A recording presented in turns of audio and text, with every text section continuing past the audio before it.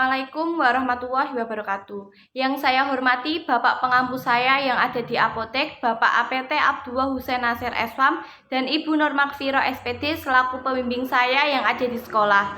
Pertama-tama saya mengucapkan banyak terima kasih karena sudah dibimbing selama prakerin di Apotek Rejo Mulyo Farma mulai tanggal 1 Mei sampai 31 Juli 2023. Di sini izinkan saya mempresentasikan hasil laporan praktik kerja industri saya di Apotek Rejo Mulyo Farma Mayong selama 3 bulan. Sebelum saya mulai presentasi, perkenalkan nama saya Noviana Wang Putri, saya dari kelas 12B Farmasi SMK Duta Karya Kudus. Yang pertama ada latar belakang. Berikut latar belakang yang praktikan gunakan. Prakerin merupakan program khusus SMK yang dilaksanakan di luar sekolah, dimaksudkan untuk mendekatkan siswa pada dunia usaha maupun kerja, sehingga diperoleh standar kualifikasi lulusan SMK yang sesuai di dunia kerja atau industri, serta masukan bagi pengembangan mutu pendidikan, khususnya di SMK Duta Karya Kudus. Selanjutnya, tujuan dan manfaat. Tujuannya yang pertama yaitu menambah dan mengembangkan potensi pengetahuan siswa. Yang kedua, melatih keterampilan kreativitas dan sikap tanggung jawab dengan lingkungan sekitar. Adapun manfaatnya, yang pertama yaitu memperoleh pengalaman kerja sesuai bidang keahliannya. Yang kedua, meningkatkan komunikasi yang baik dan dapat memberikan informasi obat yang tepat kepada pasien. Yang ketiga, meningkatkan motivasi belajar setelah prakerin untuk mengejar cita-cita. Selanjutnya, pengertian apotek. Berdasarkan keputusan Menteri Kesehatan Republik Indonesia nomor 1332 Menkes SK X 2002, apotek adalah suatu tempat dilakukannya pekerjaan kefarmasian, penyaluran sediaan farmasi, dan perbekalan kesehatan lainnya kepada masyarakat. Selanjutnya, tugas dan fungsi apotek.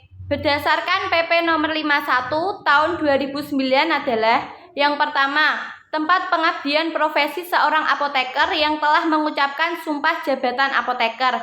Yang kedua, sarana yang digunakan untuk melakukan pekerjaan kefarmasian. Yang ketiga, sarana yang digunakan untuk memproduksi dan distribusi sediaan farmasi, antara lain obat, bahan baku obat, obat tradisional, dan kosmetika. Yang keempat, sarana pembuatan dan pengendalian mutu sediaan farmasi, pengamanan, pengadaan, penyimpanan, dan pendistribusian atau penyaluran obat, pengolahan obat, pelayanan obat atas resep dokter, pelayanan informasi obat, serta pengembangan obat, bahan obat, dan obat tradisional.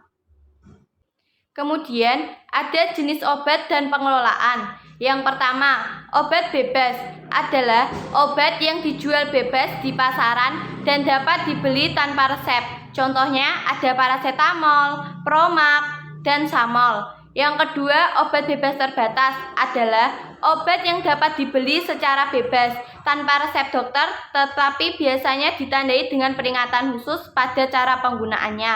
Contohnya ada CTM, Neosep, dan Paratusin. Yang ketiga, obat keras adalah obat yang hanya dapat diperoleh dengan resep dokter.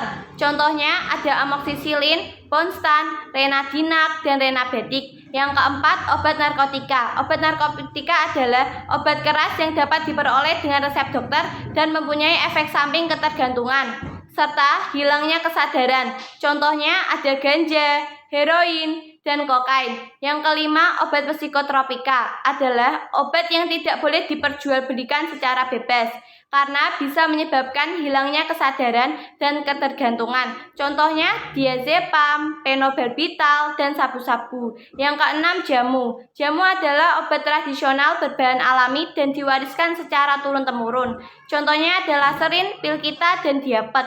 Yang ketujuh, obat herbal. Terstandarisasi atau OHT adalah obat bahan alami yang telah dibuktikan melalui uji praklinik pada hewan dan yang telah distandarisasi. Contohnya ada OB herbal, lelap, dan masin.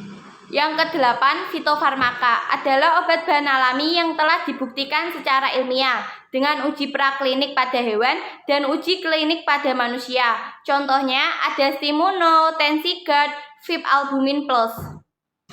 Kemudian visi misi apotek yang praktikan dapatkan. Visinya yaitu yang pertama, menjadikan apotek dengan pelayanan kefarmasian yang dapat bersaing secara global.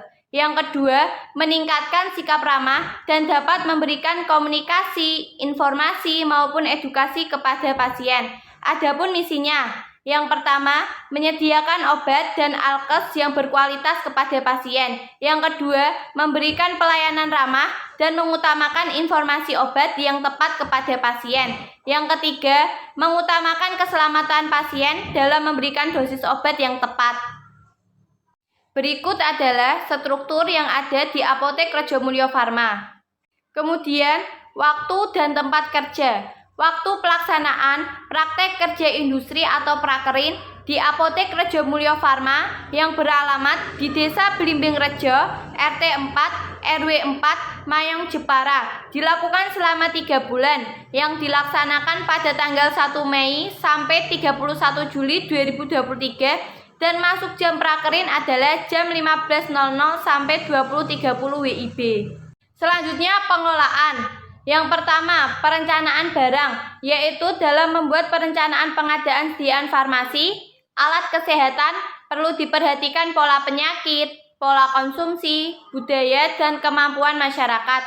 Tujuan dari perencanaan adalah agar proses pengadaan obat atau perbekalan farmasi yang ada di apotek menjadi lebih efektif dan efisien, sesuai dengan anggaran yang tersedia. Yang kedua, pengadaan barang, yaitu kegiatan yang bertujuan agar tersedia sediaan farmasi dengan jumlah dan jenis yang cukup dengan kebutuhan pelayanan. Pengadaan yang efektif merupakan proses mengatur berbagai cara, teknik, dan kebijakan untuk membuat keputusan tentang obat-obatan yang akan diadakan, baik jumlah maupun sumbernya. Yang ketiga, penerimaan barang. Penerimaan adalah kegiatan untuk menjamin kesesuaian jenis, spesifikasi, jumlah, mutu, waktu penyerahan, dan harga yang tertera dalam kontrak atau pesanan. Penerimaan merupakan kegiatan verifikasi, penerimaan atau penolakan, dokumentasi, dan penyerahan yang dilakukan dengan menggunakan checklist yang sudah disiapkan untuk masing-masing produk. Yang keempat, penyimpanan barang. Penyimpanan barang yaitu obat atau bahan obat harus disimpan dalam wadah asli dari pabrik. Wadah harus memuat nama obat, nomor batch, dan tanggal kadaluarsa. Semua obat atau bahan obat harus disimpan pada kondisi yang sesuai sehingga terjamin keamanan dan stabilitasnya. Sistem penyimpanan dilakukan dengan memperhatikan bentuk sediaan dan indikasi obat. Pengeluaran obat memakai sistem 2 cara, yaitu sistem FIFO dan FIFO. Selanjutnya, ada kesimpulan dan saran yang praktikan dapatkan. Kesimpulannya yaitu pengelolaan perbekalan farmasi di laporan kerja bergerak di bidang kefarmasian seperti apotek dan dapat memberikan pengalaman bagi siswa-siswi dalam menambah wawasan serta dunia kerja yang sebenarnya. Adapun saran untuk apotek, sebaiknya diperluas mengingat bertambahnya jumlah barang dan menyediakan ruang untuk konsultasi bersama apoteker. Dan saran untuk pihak sekolah, sebaiknya pembelajaran teori dan praktek farmasi lebih ditingkatkan agar siswa-siswi paham mengenai pengolahan yang ada di apotek. Slide selanjutnya ada lampiran foto. Yang pertama, ada etalase obat, etalase salep, dan etalase sirup. Yang kedua, ada gudang obat, tampak depan apotek, dan penerjunan serta penarikan. Yang ketiga, ada foto bersama apoteker dan bendahara apotek, faktur, dan surat pesanan. Selanjutnya, berikut kegiatan yang saya lakukan selama 3 bulan di Apotek Rejo Mulyo Farma, mulai bulan Mei, Juni, sampai Juli. Kemudian, daftar pustaka yang saya gunakan. Sekian yang dapat saya sampaikan. Mohon maaf apabila ada kesalahan kata dan kekurangan dalam penyampaian. Saya ucapkan terima kasih. Wassalamualaikum warahmatullahi wabarakatuh.